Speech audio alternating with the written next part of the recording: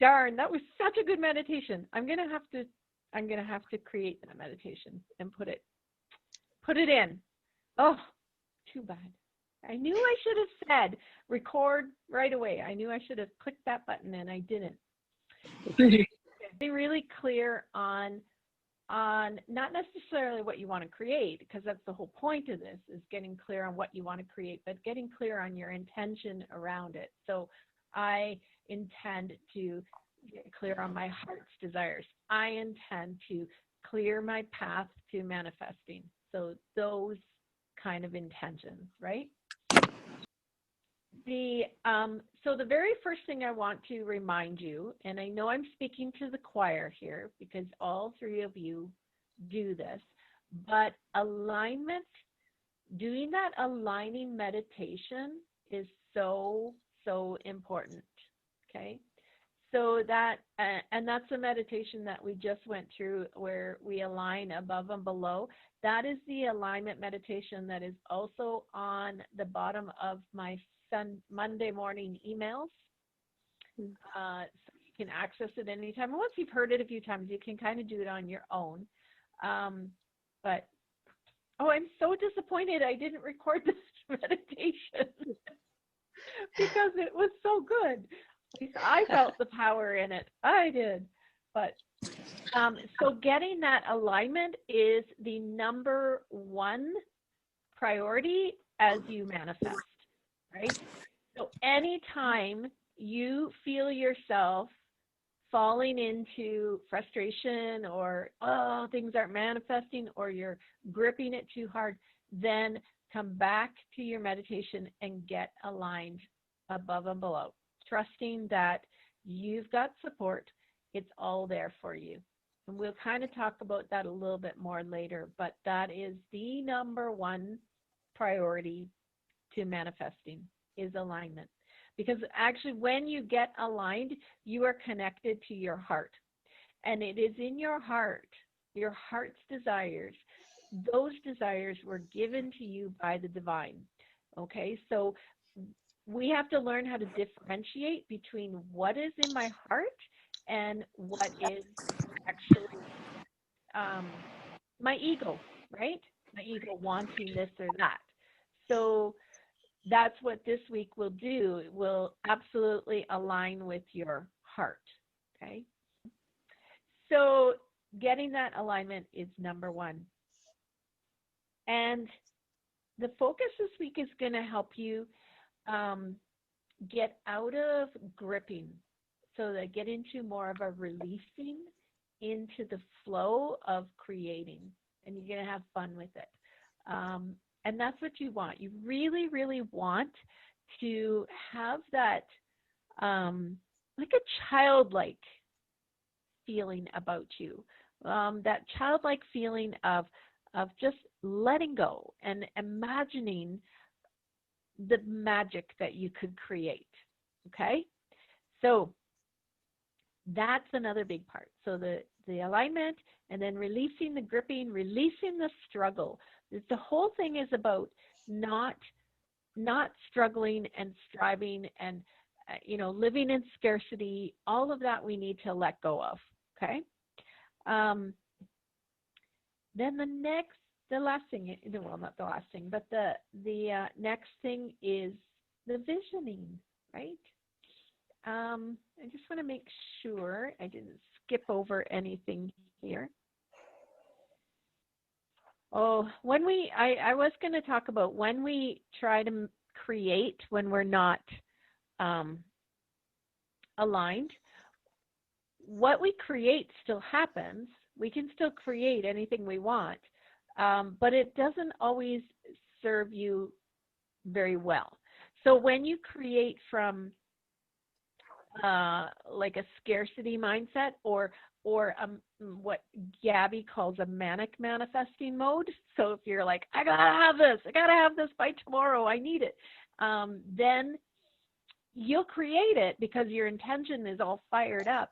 But what happens is that you create that energy within it. And so you continue with that, that manic feeling even after it's manifested. So the one thing we want to do is be aligned in our heart so that anything that we create is absolutely created with peace and love and the emotions that we want to create in our heart, right? So that's why that's important. Okay. And meditation is the key to that. So meditating, you can get into alignment through painting. You can get into alignment through yoga, through walking, through doing all those other things. But you're also painting is really great because it occupies the left side of your brain, you know, that logical side that says I have to create lists and I have to do this. It keeps that occupied as you're painting, and then you're able to tap into more of your intuition in painting. But when you sit in meditation, your full intention is to open to receive the guidance that you need and inspiration. And it's not the same as prayer. Prayer is asking, meditating is receiving, right? So having a good meditation practice is absolutely vital to creating every day. You should be meditating every day, right? Okay, the visioning part.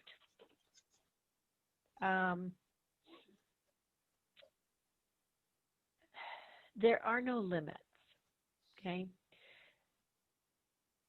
You can have whatever you want. And the only limits that hold us back are the ones that we create through our own patterns and limiting beliefs and our own fears. One of the best quotes, Anne Williams, it's not so much we're afraid of, no, I'm getting her words wrong, but it's about being afraid. We're not afraid of what we can't create. We are afraid of what we can create, our highest potential, like being able to succeed, right? That is our biggest fear. And it really does come up every single time I have manifested and gone to the next level. I have to rework through a whole ton of fears around it. It never stops. You have to continually be working on this. It's not like you go, oh, I'm a manifestor now, I'm good. I can create whatever I want. It's all done, right? No, it doesn't happen that way. You're a work in process, and you have to keep working these things.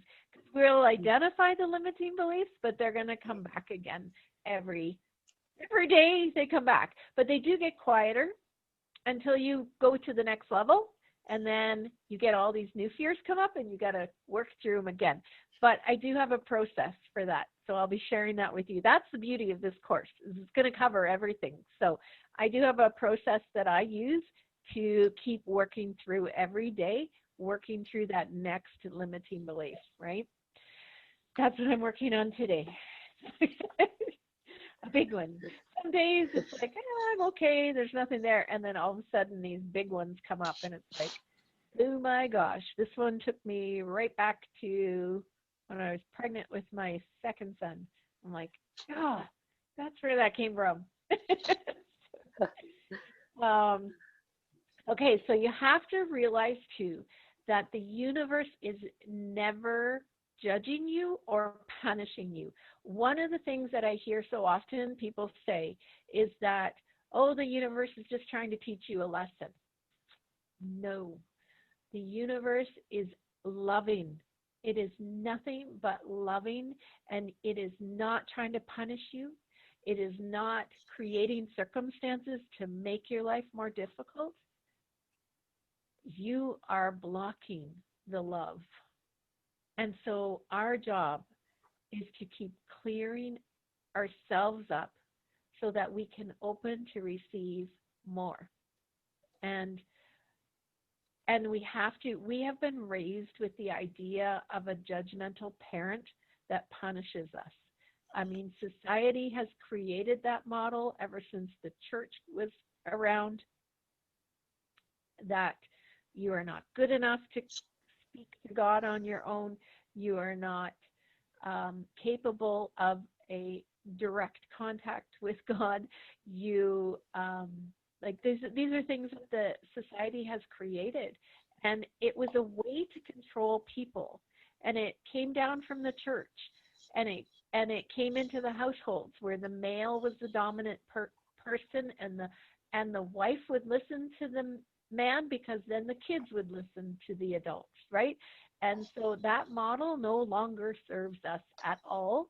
And we need to realize that we are all individually powerful beings, and that the universe is here to support us.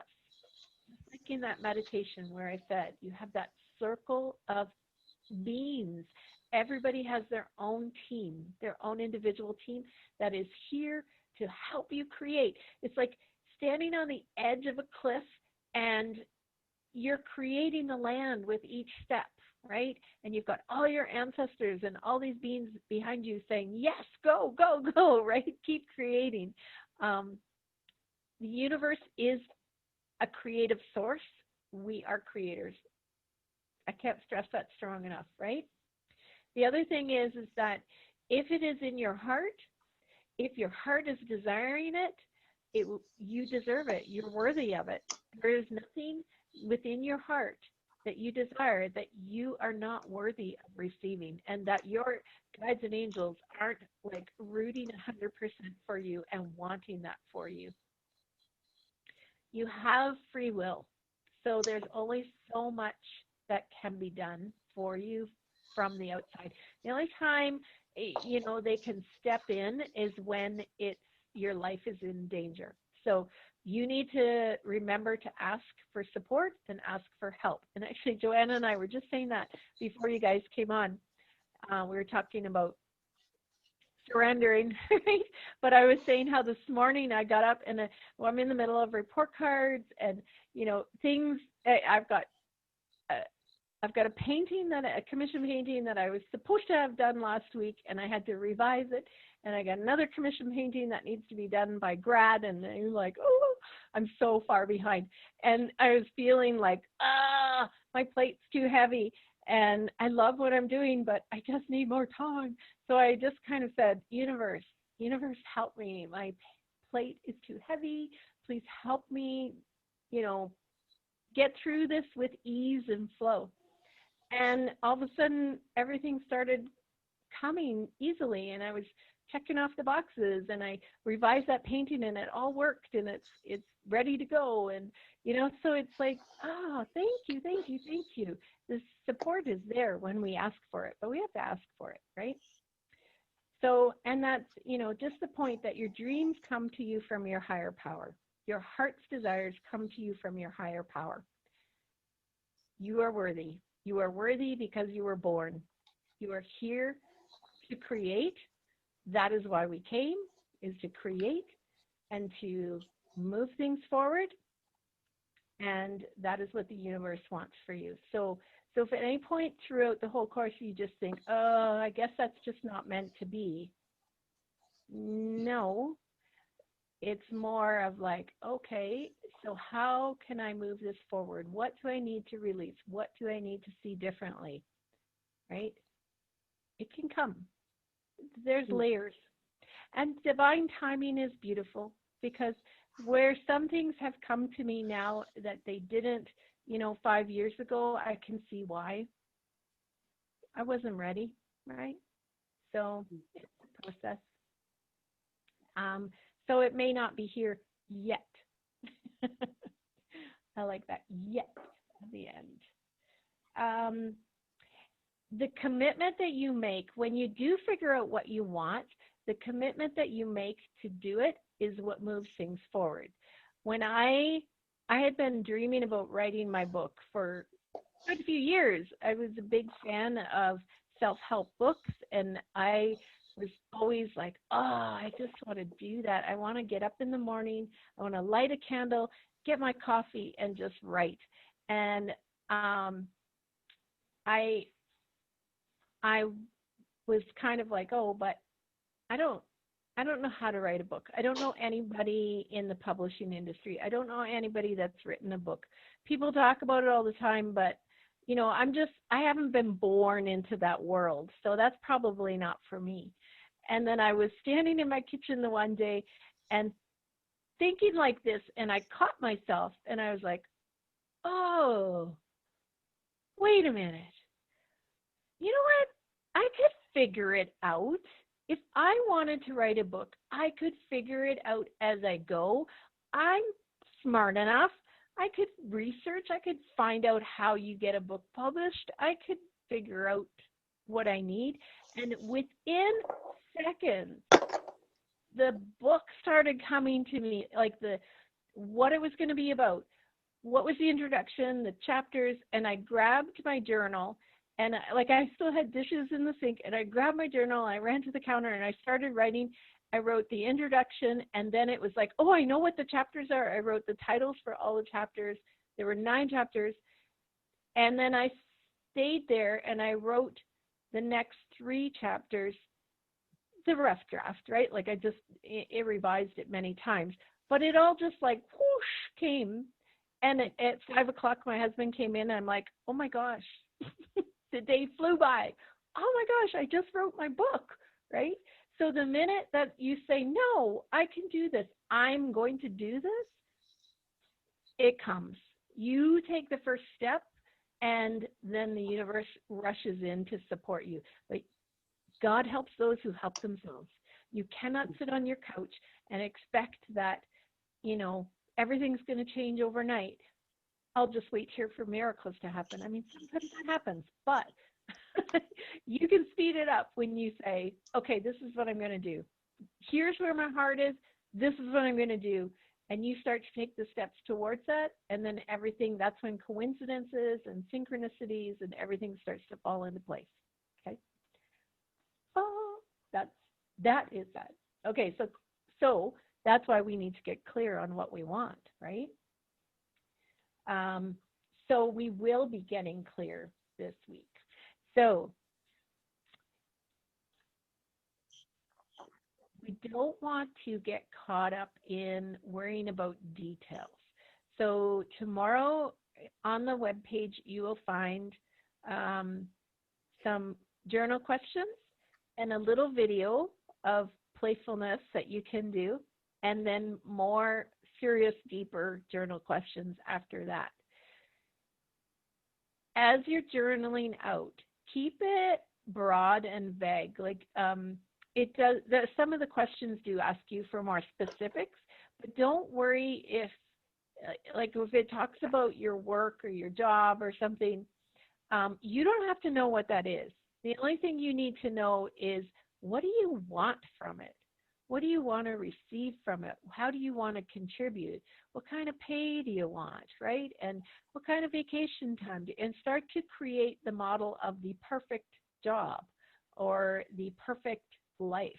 And even, take it to whatever area of your life that you need. If it's health, if it's relationship, if it's money, if it's career, just start to look at it from that perspective. So if there's any questions in there that are too specific in one area, switch it over to whatever area you want it to be in. Okay? And then Thursday, when we paint where is it? Oh, it's behind me. There it is. When we paint the arrow, you still don't have to have specifics, but what you will know is, what does my heart want? What do I want more of in my life? What kind of feelings do I want more of in my life? So, and Joanna, you could probably do this with your eyes closed now, but sometimes you already know, and that's good, right? Other times it's like we're not sure, and we just know what we don't want. So when we get really clear on what we don't want, that helps us create what we do want. That's the beauty of the contrast, and that's why we want the contrast in our life, is because it brings clarity for us. But if we don't focus on where we're headed, like the arrow shooting straight ahead of us, then we're focused on what's behind us. And then we create more of that. So what we want to do is start focusing on, where am I headed? What do I want to create? And moving baby steps towards that. And not every day you'll be there, but you want the majority of your days to be focused on your vision rather than what's behind you, right? Okay. Any questions? No? As the weeks go on, we will identify um, limiting beliefs. The fun part of the creating is right now, the fun part of creating the dream mandala, like we get, like it's so much fun because you start to really dream big. And then right after you finish, you get all these limiting beliefs telling you you're an idiot and what do you, like you can't do this. Yeah, you're a dreamer, right? And so that's when we got to work through those limiting beliefs and clear it up, right? Okay. I played a game once with a couple summers ago where you imagined, now how did it go? It was about money. It was trying to manifest money and expand your boundaries around money. So you started with an amount. I think it was $500. And you imagine receiving $500 one day and spending it. And then the next day, you double it. So the next day, you have to spend $1,000. And so you write it down on a piece of paper. You specifically, what would you do with that $1,000? And then the next day, it's 2,000. And then 4,000, and you keep going. And I think you're supposed to go for 30 days. Oh my gosh. And you had to spend it all every day. It was so much fun. It literally brought my energy up when I would play with it because, of course, by the, I don't know, the 7th day, everything's paid off. By then, they're pretty close, right? And then all of a sudden, it's like, oh my gosh, I got $300,000 I have to spend today. And you start remodeling your house, and then it keeps going into the millions. And I'm like, I don't know how to spend that much money. I don't know what to do. And it became a problem of my day of how to spend $3 million. I've already renovated the house and bought a second house. And then my son is like, that's easy. Today, put a helicopter pad in the backyard. Tomorrow, buy the helicopter. The next day, hire the pilot, right? It's like, never thought of that. And then we were online looking at how much does an island cost. So it was a lot of fun. It's a playful game. You should try it because it really does expand you around abundance and plays around with that energy. So, okay, I think I'm done.